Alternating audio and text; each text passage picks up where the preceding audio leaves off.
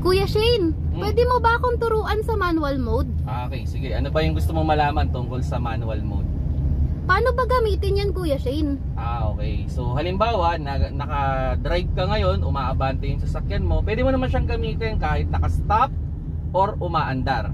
So, halimbawa, ngayon, nasa drive tayo, pwede naman nating i-shift yan going to manual mode. So, kung makikita ninyo, meron siyang letter D, tapos sa kabila niya is may letter M. So, kailangan natin siyang ipaling pa kanan.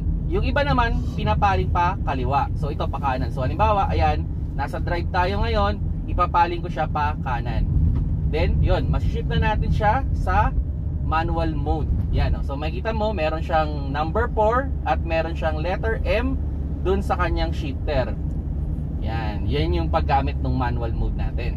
Eh ano naman, Kuya Shane, yung ibig sabihin ng plus at minus dyan sa cambio? Okay. So, kung i-relate natin yan sa isang manual transmission, dahil nga manual mode, yung first gear natin, yan yung pinaka malakas ang hatak pero mabagal. Then, yung ano naman natin, depende kasi sa kotse kung ilang speed yung kanyang automatic. Halimbawa ito, hanggang 7 speed to. Yung 7 speed naman natin, yun yung pinaka mabilis pero mahina sa ahon. So, ang paggamit niyan, so halimbawa ito, scenario, no? So, nasa number 4 tayo. Ang problema sa manual mode, ito yung problema, no?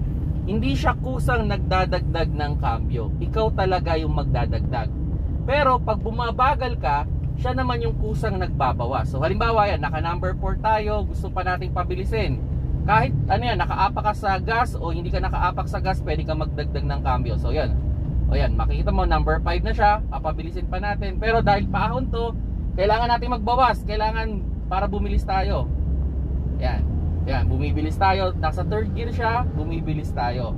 Pag bumibilis na tayo, pumapantay na yung kalsada, pwede tayong magdagdag para bumilis lalo yung kotse natin. So again, yung number 1, siya yung pinaka malakas ang hatak pero mabagal. Yung number 7 natin o yung pinaka mataas nating gear, yun naman yung pinaka mabilis pero mahina umahon.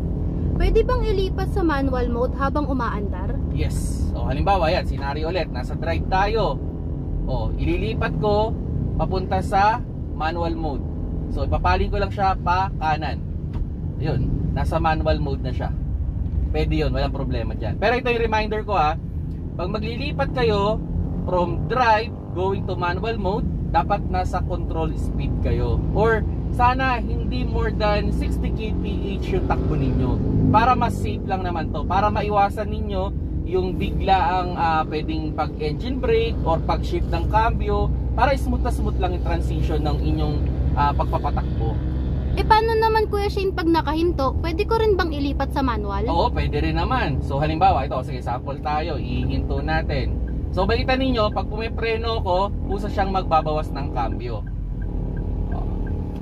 Yan. So halimbawa, nakatigil tayo. So nasa drive. Okay? Pwede naman natin i-shift yan to manual mode. Ayan, naka M and 1. So papaandarin natin. Yan. So kung makikita ninyo, hindi siya bumibilis, di ba? Ang taas na ng RPM pero ang bagal ng takbo natin. Kailangan nating dagdagan ng cambio yan para lalong bumilis. Yan. Yan. Kung gusto nating bumagal, babawas tayo. Pag gusto nating bumilis, dadagdag tayo. Yan. Eh Kuya Shane, may engine brake ba ang automatic transmission? Meron. Halimbawa, yan, tumatakbo tayo. Halimbawa, makita nyo, nasa 40 kph tayo. Gusto natin pabagalin yan.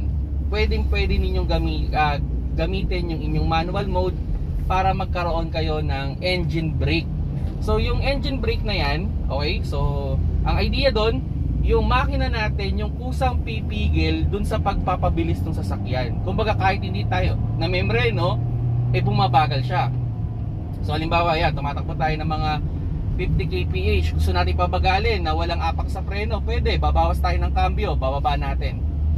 Ayan, kusa siyang bumabagal. Gusto natin bibilis, dagdag. Yan. So kung gusto natin bumawas, pwede rin. So itong engine brake, recommended to, ginagamit sa mga sobrang pababang kalsada na ang problema kasi pag preno yung ginamit natin, hindi tayo gumamit ng engine brake. Pag na masyadong uminit yung preno natin, there's a tendency na mag-malfunction siya or uminit masyado yung preno natin na baka hindi niya ma-brake na yung sasakyan. So, kailangan maganda gamitin din natin yung makina para hindi masyadong bumilis, para hindi rin masyadong hirap yung ating preno. Paano naman Kuya Shane kapag naka-manual mode? Ako ba ang mag-a-adjust ng gear o kusa rin siyang mag-aakyat baba ng gear? Okay. Pag naka-manual mode tayo, kasi sa drive, di ba, yung kotse yung magtataas at magbababa. Pero sa manual mode naman, hindi siya kusang magdadagdag ng cambio. So yan, makita mo, naka-4th gear lang yan. Pero pag bumabagal tayo, magbabawas yan. So makita mo, naka-4th gear siya ngayon, habang bumabagal tayo, naka-3rd gear, naka-2nd gear. So kusa siya nagbabawas. Pero hindi siya magdadagdag. So ayan, makita mo, naka-number 1 lang siya. Ang taas na ng RPM natin, pero hindi pa rin siya nagdadagdag. So tayo yung manually na dapat magdagdag niyan. Okay? So ganyan yung sistema niya. Pero pag bumabagal tayo, kusa naman siya nagbabawas. Or pwede tayo yung magbawas, magma-minus naman tayo. Yan yung idea with regards to manual mode. Ganun pala ang idea nun. Safe ba yan Kuya Shane, ang manual mode sa matarik na pababa o paakyat? Yes, yan. Highly recommended yan. Lalo na kung loaded kayo, sobrang tarik pa yung pataas, yung pababa, okay na okay gamitin yan. Lalo na kung alam naman ninyo na yung makina ninyo ay mahina. Kumbaga, sa mga diesel car, hindi ito masyadong problema. Hindi ito masyadong ginagamit. Pero sa mga kotse na medyo maliit yung makina, like for example ito, 1.3 lang to. So, mas recommended na gamitin natin yung manual mode para hindi naman mahirapan yung ating transmission sa pag-shift. Tayo as driver, nakikita naman natin yung kalsada, alam na natin na kung sakali halimbawa sobrang tarik ng kalsada, di ba? Sobrang tarik niya, kesa naman maka-experience pa tayo nung pag-shift niya ng gear na biglang bababa ng gear, di tayo na lang yung mismong magbaba ng gear para mas ma-smooth yung ahon natin. Yun. And sa pababang kalsada, para hindi tayo preno ng preno, pwede tayong magbawas dyan. So halimbawa, yan o. Kusa na siyang bumabagal. Yan, kung naririnig mo, umuugong yung makina niya, yan ay tinatawag natin na engine brake. Yan. Hindi na ako namemreno, kusa siyang bumabagal. So halimbawa, yan. Para bumilis siya, dadagdag tayo. Okay. Ano naman ang mangyayari kung late o maaga akong mag-shift sa manual mode?